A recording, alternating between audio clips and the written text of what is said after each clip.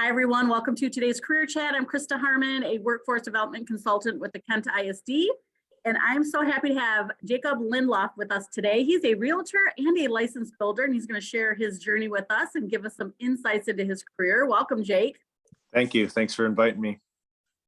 So, Jake, we have a couple jobs to dig in and hear about your experiences, but let's take you back to when you were in high school, when you were 16 or 17. Did you think you'd grow up to be a realtor and someone who's a licensed builder? I didn't.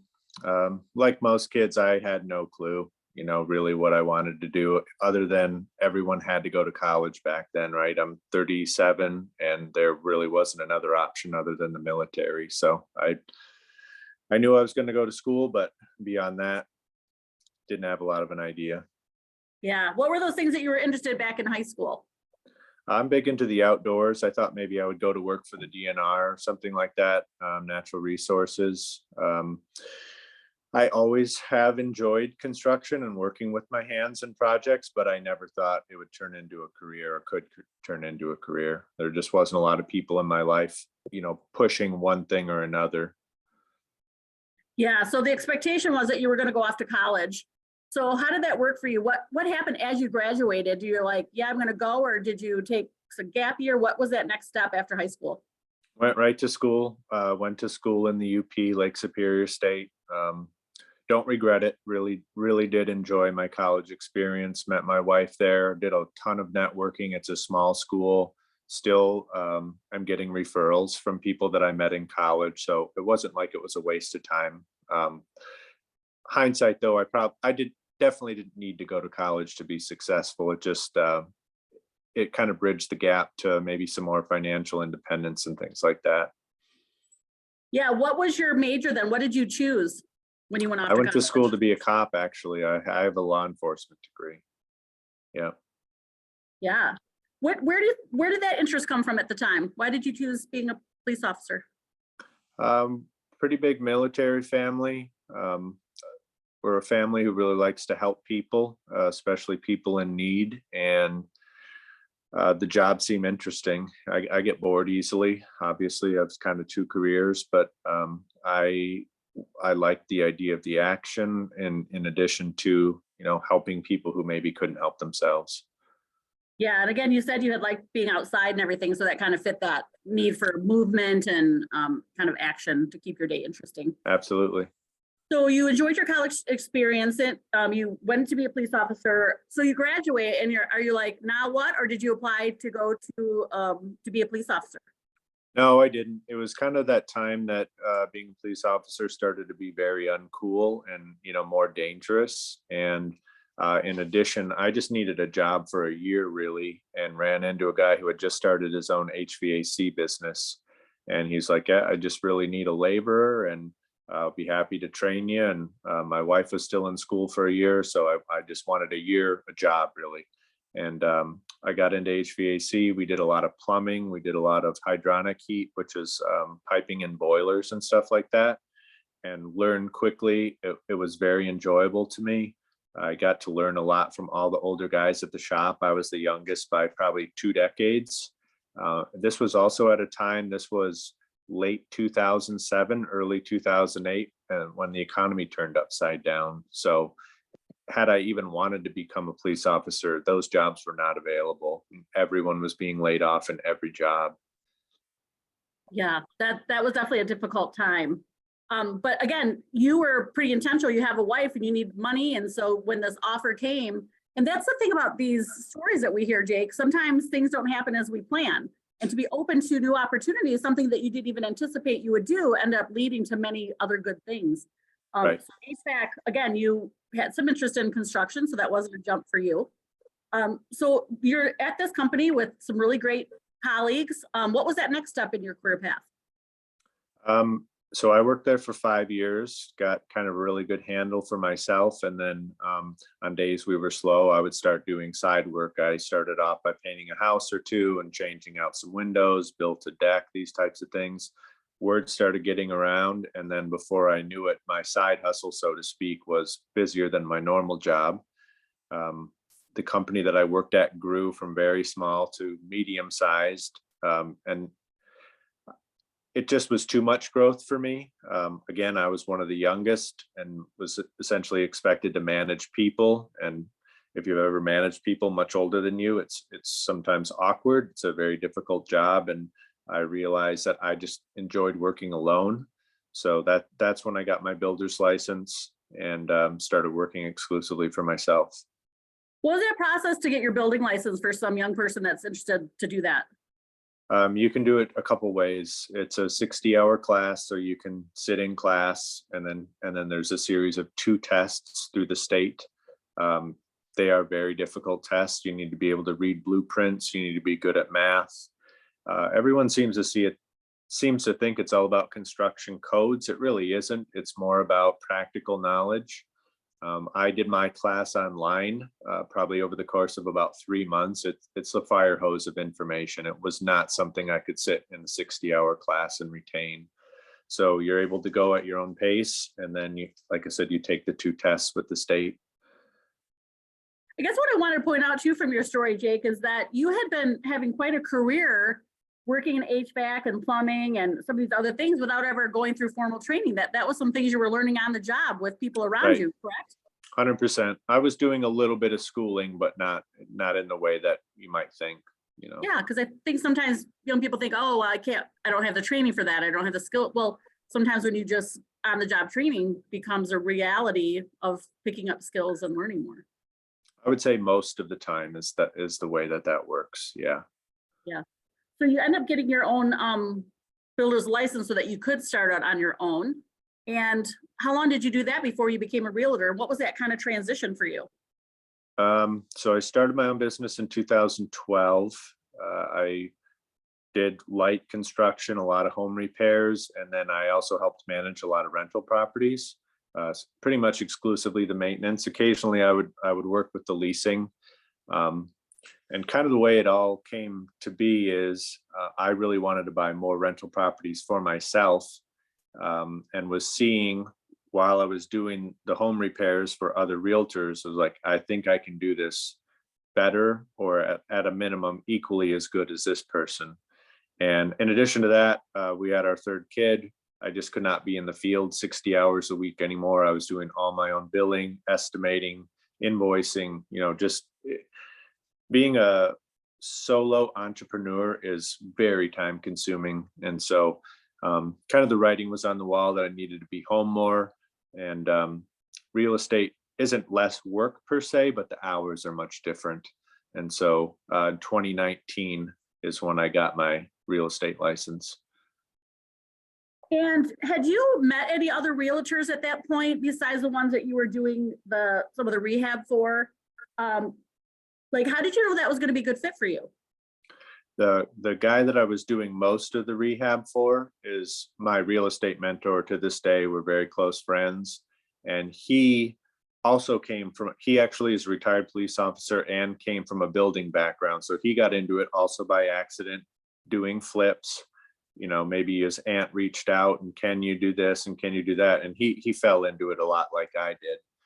But when I saw the way that he handled his business and was very upfront about things, happening inside the house, money, financing, and how honest he is.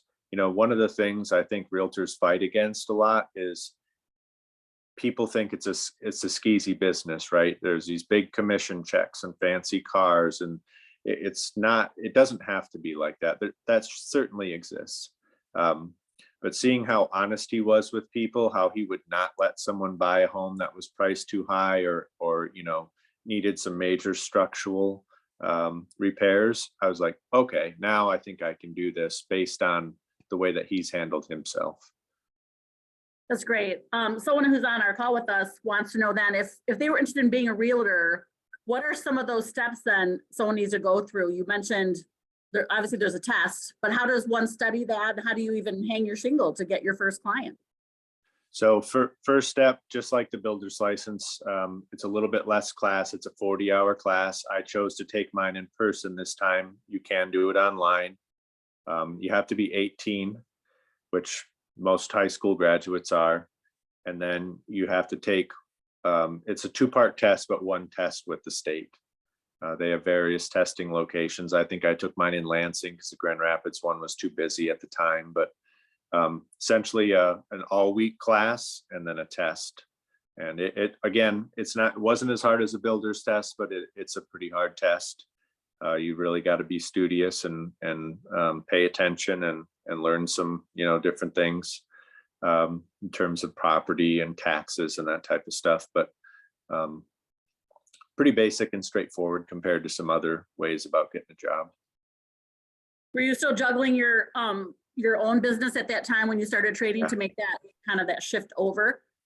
Yeah, I continued to do construction work for about 3 years after I got my real estate license, and I still occasionally will go back to it. The winter was very slow for a lot of agents, and so I remodeled one of our rental units and did some interior painting for other clients, and so it's not like I've abandoned it completely, but I don't need to do it anymore in terms of making a living. That's wonderful. So it's just that additional stream of money.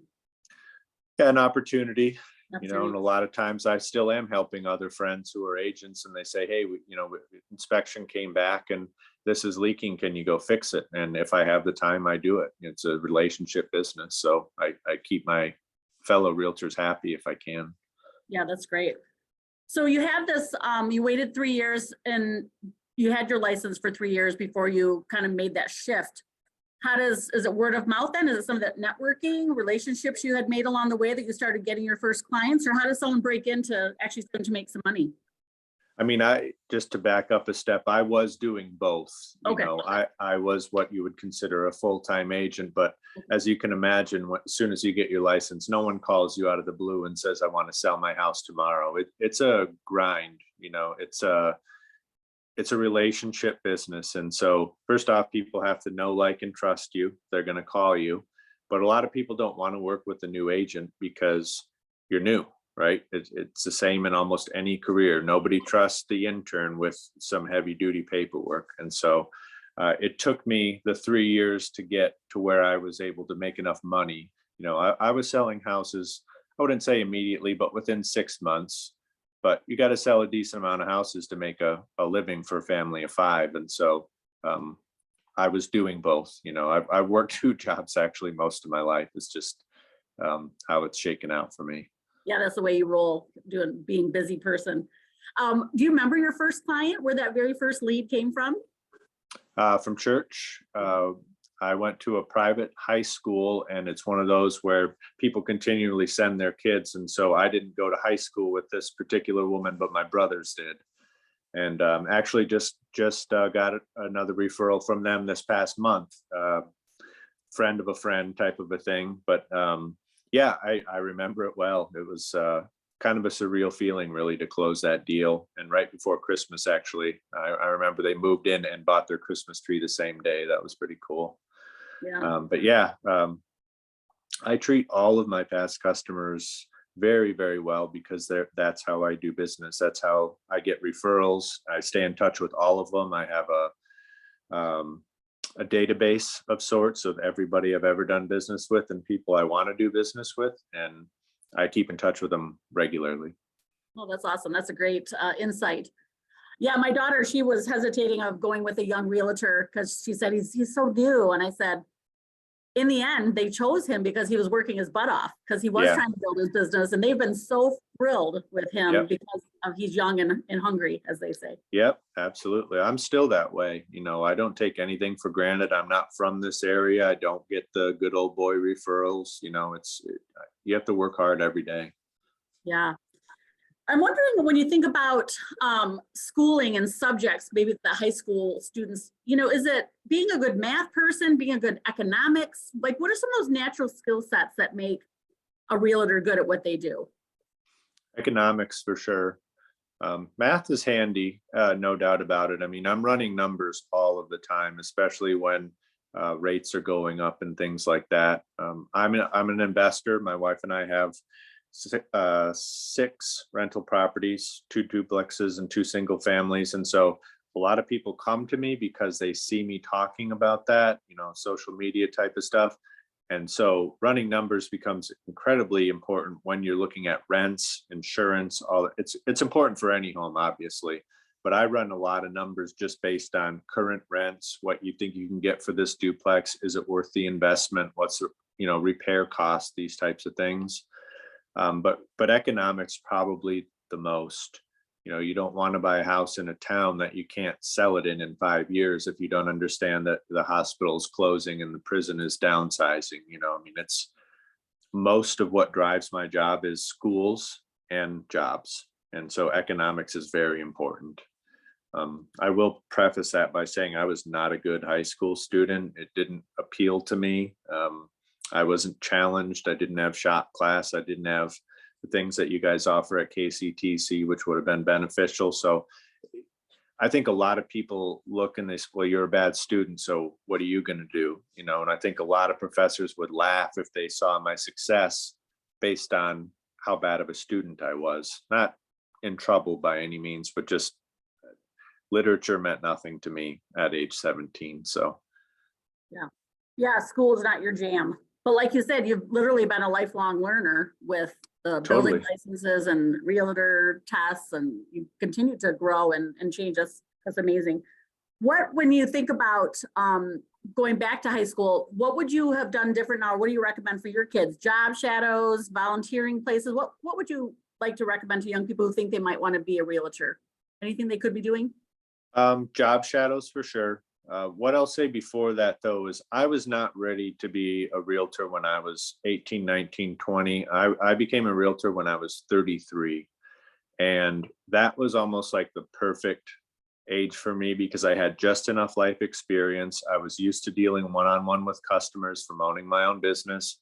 I knew the ins and outs of houses. And if I had a complaint about some inexperienced agents, is that they don't understand, like, hey, there's a very complex water treatment system here and this was expensive and this is why, and there's an iron curtain to get the smell out of the water. And those are things that I can talk very commonly about with a lot of people because I understand the inner workings of a house. And if we walk up and I can see the roof is bad, I tell them right out of the gate, this is going to cost $15,000.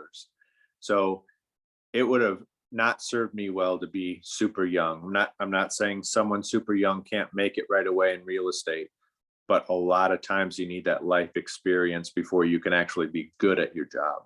So maybe you had an aunt or uncle that you could follow around. Absolutely. I mean, then it's much simpler, but I did not have that. Yeah, it sounds great that some of that early building and construction experience really set you up for success as a real estate agent, like you said, because you knew those ins and outs of houses and what those problems were. With the interest rates as high as they are, is being a realtor still a good career choice for young people? I think so. Yeah. Historically, we're still low. Last I checked this week, they're around 6.6. It's what I paid for my first house when I was 22. The thing that I always tell people is, so bought my first house when I was 22. I'm 37. In those 15 years, we've refinanced now twice to historic lows. So just because the rates are higher, higher than they were 3 years ago, they really aren't historically high. The Grand Rapids market is continually growing, and in my opinion, will for a long time. People still want to live here. So it slowed the market maybe for a brief time, but we're still seeing 20 offers, $50,000 over asking price. I mean, it's competitive. I'll say that, but I would not let that slow you down for your career path. Yeah, because like you said, the interest rates are higher, might have less people in the market buying, but there's still a lot of people who need houses and it is competitive. So the real estate agents aren't being hurt by this. If you're good at your job, you're still doing business. It has definitely squeezed out some of the more part-time people and the people who didn't have a good customer base to begin with. Okay. If you don't sell a house, you don't get paid, right? That the only time you get paid is when you close on a house. And so if you can't do that, you make no money. You got to find something else to do pretty quick. So the established agents are still doing very well. I'm lucky to have been established now for 5 years, but they're really, the inventory is the hardest part of my job right now. I have a Rolodex of buyers. There's not a lot to buy. Yeah, that's a tough situation. What about like personality traits? You mentioned relationships are really important. At schools, they try to teach young people communication skills. Why should young people pay attention to that? It's a very emotional business. And now when the market is tight, a lot of what you're dealing with is death or divorce for home sales. And so in order to be effective at your job, you have to be empathetic. You have to relate to people. You have to sometimes take it slow, because not everyone who just had a funeral for their mother wants to move the stuff out of the house and get it on the market. I've worked with people for 4 years. I just closed a deal last month. So about, I don't know, 6 weeks ago. They were one of my very first clients when I got my real estate license. And so to have that patience, to have that, continual communication with those people, most agents would have written that person off and said, "You're never going to buy a house. I'm going to go focus somewhere else." I chose not to. I worked with someone in the past for over a year just to get their credit to where it needed to be, and then another year after that to find the house. And so being able to relate to people and be understanding and, again, empathetic, and then willing to reach out in whatever way you can to help that person. Maybe they got to clean their credit up and they don't know how. These types of things. You're right in their wheelhouse at all times. You hear about their finances. You hear about what's going on that might be a problem in their life, and you have to be able to work around all those things. Well, that's one of the young people we have on the call today. Isn't necessarily good at math and economics, but when they put their mind to something, they usually succeed. Is the skill set of being good with that math and economics or the relationship side equally important, or if you're really good with people, that you can make the other stuff work? Yeah, being good with people, you can do this job totally. I mean, a lot of technology has really helped with estimating costs and estimating down payments and things like that. I mean, the title company that I work with, you can just plug in the price of the home and what they want to put percentage wise down, and it spits you out everything you need. Where numbers come in really handy for me is on the fly. You walk into a home, it's clear and obvious it's a fixer upper. Somebody needs to know how much for the furnace, roof, and water heater, and those things can be learned and acquired with experience.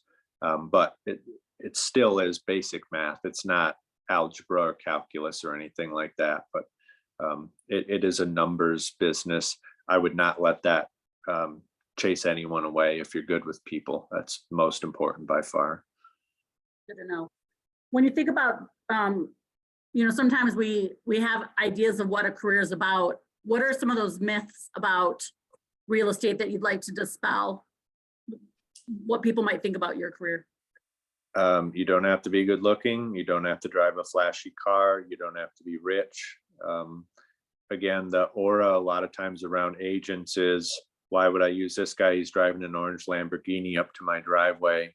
He's going to do a little bit of work and make all this money. And I, because of my background, have spent many times helping people paint on my own dime. I will haul their garbage to the dump if that means we can get their house on the market. I show up for all my photos. I make sure my photographer gets every angle I want. And hard work can make you succeed in almost any career. Real estate's no different. And certainly you have to have that customer base, or know some people, whether it be from the gym, church, school, parents, friends, doesn't matter. You have to know people, because people are who are buying the houses.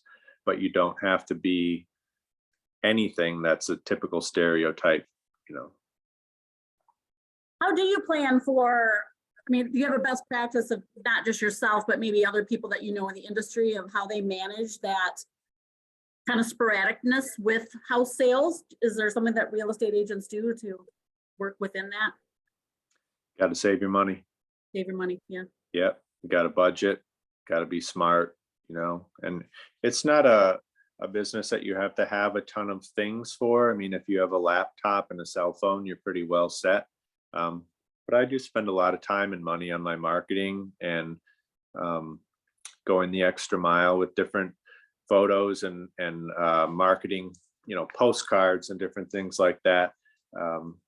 But you just have to be careful. You can't overspend on a party for your customer or taking them out to a fancy dinner or anything like that. I mean, that might be actually the hardest part of the business, is being able to see through, I don't know when my next paycheck is coming in. And I did talk with a young kid at our trades night who was 18 and considering getting his license. And I said, listen, man, you're probably going to have a second job for a while. I mean, if you want to live, whether it's stocking groceries, cutting grass, delivering mail, doesn't matter. You can do this job on nights and weekends. Like we started talking about, I often will go back to construction if I have to. That's always there for me. It's a faucet. Somebody's always asking about a project. So, and I do. This winter I did. So. Yeah, that's wonderful to have that skill set. One of our young people on the call, would be a little nervous to go out on their own, and just wondered if, when you're new, if you get to work with a team or someone who has more experience, do you get to have that kind of apprenticeship model at all in real estate? Yep, it's your choice. You can absolutely work on a team. I'm an individual agent, but my brokerage is with EXP, which they're worldwide, but we have a very small group of really great agents. And so anytime I have a question or want to, bounce an idea off of somebody, there's always somebody there. I would just be careful with asking around about that, because every brokerage wants you, right? The more money you make, the more money they make. And so that's one thing looking back, that not that I would change, but it's obvious to me that if you go sit with Keller Williams, you go sit with Greenridge, Coldwell, any of these, they're all going to want you, because if you sell a house, they make money. And so I would just encourage people to find someone they trust to ask some real questions to. And of course, if you're serious about the job, almost anyone is going to take you on a job shadow and have coffee and kick things around, tell you how it works. That's great advice. And that's kind of what we're doing today with this information interview that I'm showing you. So hopefully young people will take that opportunity to connect with a realtor. Could be someone they know or don't know. There's signs on the side of the streets. They can call anybody up. Yep. And So I'm happy to be that person. You're going to put up my information after this. Like I field a lot of questions from young people, because I'm involved with the construction, the trades group, and I do talks like this as much as I possibly can. I love getting in front of young people. So if you have questions, please reach out to me directly. Yeah, so our time is up. It's actually 2:30 already, but I do want to show off your pictures of, I assume these are houses you help build, or these are properties you sold? Nope. So this first one is a lake lot. If you back up just one. Sorry, No problem. I got different screens popping over all over here. No big deal. And I do have about 10 extra minutes in case it takes long. I'm okay with that. Okay. So this is a west arm of Canadian Lakes, and this is a vacant piece of property that I actually have listed right now. It's under contract, but just to kind of prove the point that I spend a lot of extra time getting the best pictures and video and these types of things for all my listing. This is just one example of that. Yeah, it's beautiful. I just sold this property. We closed early June. The reason that I wanted this picture on here is because this was 5.5 acres. A lot of times people show up to their listings to look at it and they have no clue where the property actually is, what it encompasses, who's the neighbor, who might be building in their backyard. And I work with just an absolutely great film guy, and he has a drone, and this is one of his shots. Awesome. That's very cool. This is one of our properties. I mentioned when we first started chatting, I took the winter and remodeled it. One of the other things I'm super passionate about and talk a lot about is investing yourself. So I do sell investments. People approach me to sell duplexes and single family homes, all this kind of stuff. This is one of our duplexes. Personally, it's not fancy, but it is really nice inside. And this was just a after shot of a brand new floor, paint, really good cleanup. And now we're going to be able to charge a little bit more for rent. We have a fantastic tenant in there. And just one example of sort of what I do. That's beautiful. Same listing as the 5.5 acres. I call it like a log home style Cape Cod. This is one of the coolest homes I've ever sold. We had 60 people look at it. It was a bidding war, and I couldn't have been happier with the final product. Yeah, it's beautiful. So I'm going to stop sharing so I can get that link. But I do want to keep us on time. But our last question from one of our guests is just about that schedule. You mentioned evenings and weekends. You know, what kind of schedule are we talking when we look at this stuff? You show houses when it works for the buyers. And Yeah. so sometimes they're self-employed like me and they can go at noon on a Tuesday, but a lot of times you're looking after work. You know, I'm showing a husband and wife who both have day jobs, so to speak. And everything we look at is usually Thursday, Friday night, or during the day, Saturday or Sunday. Most open houses are going to be Saturday and Sunday. If you have a listing, I always do an open house. They're almost always on Saturday. And so it could be any time. You know, I've worked until 1 a.m. on a Monday before. You work when the business is there. So it really is a hard job to dial in when you're going to be busy. But it just fits my lifestyle right now. Our kids are younger. We're home a lot. And so, you know, frankly, a lot of times I'll take my oldest daughter on showings with me. Nobody ever minds. She learns a lot. Yeah. Gets her out of my wife's hair for a time being. And it really is a good family job because you can kind of mold your schedule a little bit, but at the same point, you can't be gone every single weekend up to the lake house because that's probably when you're gonna be showing homes. Right, right. Well, Jacob, I've learned a lot. I know the young person who is asking questions is definitely benefiting from your experiences as they figure out what they want to be when they grow up. So thank you for sharing your time today. You're welcome.